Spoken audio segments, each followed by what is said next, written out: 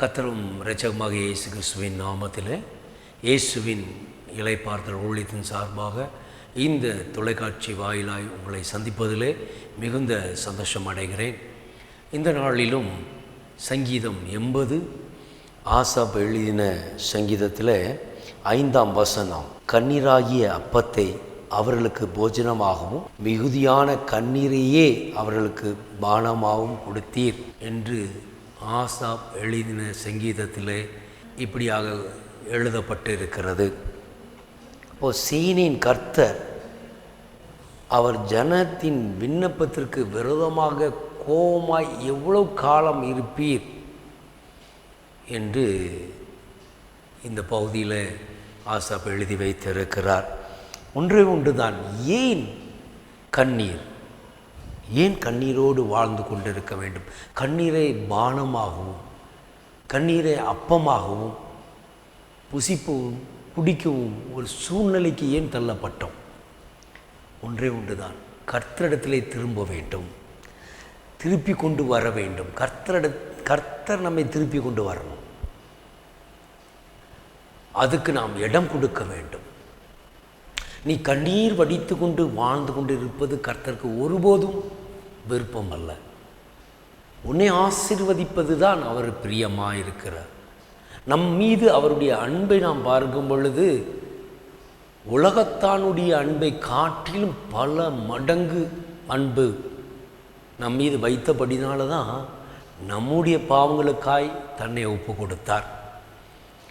அப்போது இனி நீங்கள் எனக்காக அழ வேண்டாம், உங்களுக்காகவும் உங்கள் பிள்ளைக்காகவும் அழுங்கள் என்று சொல்லிட்டு போனவர். அப்போ கொடிய காலம் வரப்போகிறதே, என்னையே உபத்திரப்படுத்தி சிலுவையில் அடிக்கிற ஒரு சூழ்நிலை வந்துவிட்டது. அப்போ நான் மரித்தால் தான் உங்களுக்கு ரட்சிப்பு, என்ன இல்லாமல் உங்களுக்கு ரட்சிப்பு இல்லை என்று இயேசு கிறிஸ்து பிதாவினிடத்திலிருந்து ஜோதியாக இந்த பூமிக்கு அனுப்பப்பட்டார் என்றால் அவருடைய முகப்பிரகாசத்தை நம் மீது வைப்பதற்காக. அவர் பிதாவின் ஜோதினிடத்திலிருந்து ஜோதியாக வந்தவர். அப்போது நம்மை வெளிச்சத்தில் கொண்டு வருவதற்காக, உன் கண்ணீர் யாவையும் துடைப்பதற்காக, உன் நெருக்கத்தை நீக்கலாக்குவதற்காக. அவர் உன் மீது கோபம் கொள்வது எதற்காக? நீ தரித்திரியமாய் வாழ்வதற்காகவா, இல்லை பாவத்தினால் பிணைக்கப்பட்டு மரணத்திலே மாண்டு போவதற்கா? தரித்திரிய வாழ்க்கை வாழ்வதற்கா? இல்லை, அவர் தன்னை தாழ்த்தினார் நம்மை உயர்த்துவதற்காக. அவருடைய முகப்பிரகாசத்தை நம்மீது வீசும்படி செய்கிறார். அதற்கு அவரை நாம் நாட வேண்டும், அவர் திருப்பி கொண்டு வர வேண்டும். அதற்கு நாம் தகுதியுள்ள ஒரு பாத்திரமாக இருக்க வேண்டும். அநேகரை அவர் பார்க்கிறார், சிலரை தனக்கென்று தேர்ந்தெடுக்கிறார்.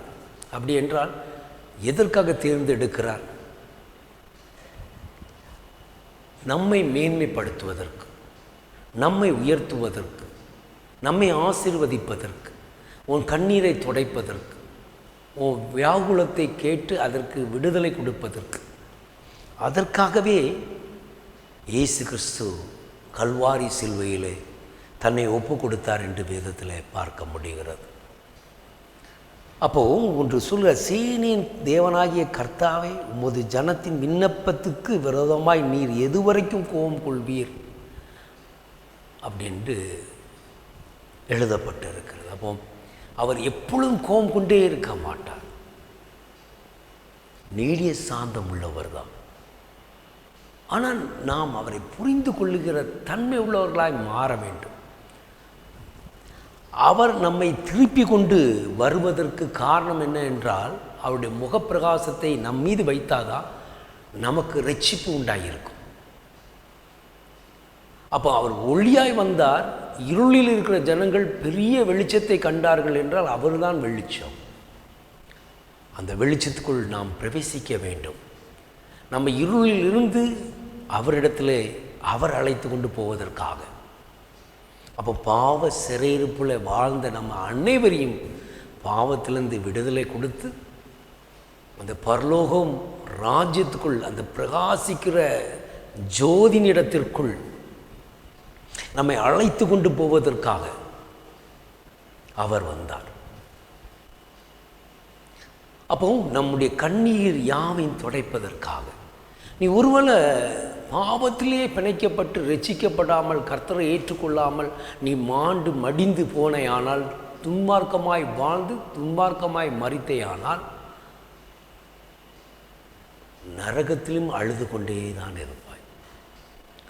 எரிகிற அக்னிக்குள்ளாக அழுகையின் அழுகையின் சத்தம் கேட்டுக்கொண்டே இருக்கும்.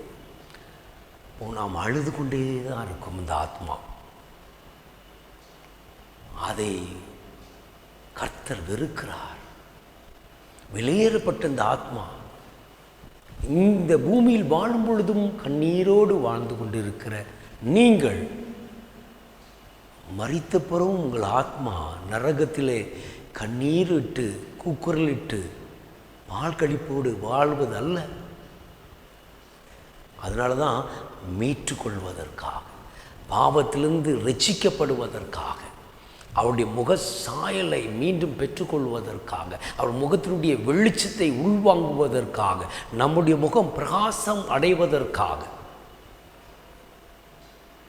அவருடைய ஒளி நம் மீது வீசப்பட வேண்டும்.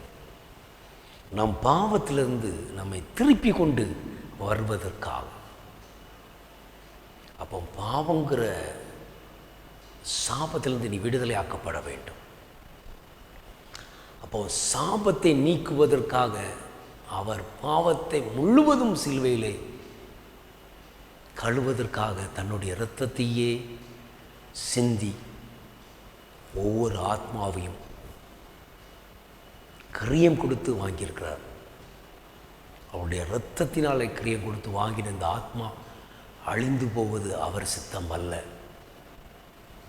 ஆனாலும் நாம் வாழ்கிற இந்த நாட்களிலே நெருக்கமும் உபத்திரத்தையும் பார்க்கும் பொழுது, நம்முடைய தரித்திரிய வாழ்க்கையை பார்க்கும் பொழுது கண்ணீரோடு நிற்கிறோம்.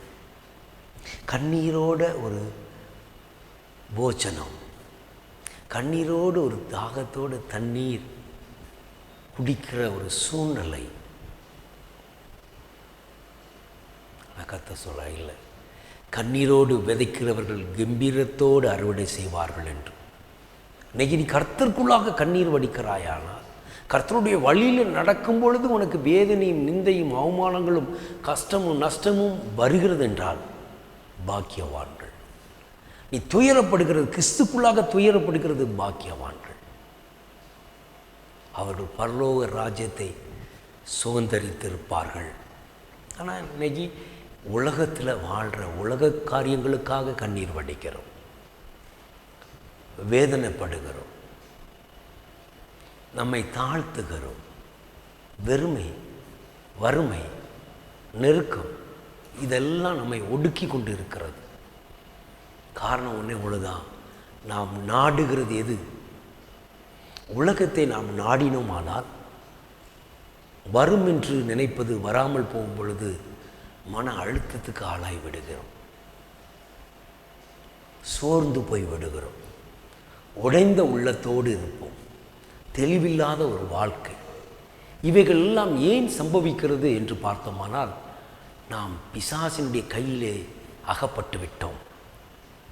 காரணம், நாம் கீழானவைகளே நாடிக்கொண்டிருக்கிறோம். இவைகள் நிரந்தரமானது அல்ல. இவைகள் நம்மை விட்டு விலகி போய்விடும். ஒரு நாளும் நம்மை பின்தொடர்கிறது அல்ல. நாம் இவைகளை எடுத்துக்கொண்டு போகிறதும் அல்ல. இப்போ என்ன? எதை நாம் நாட வேண்டும்?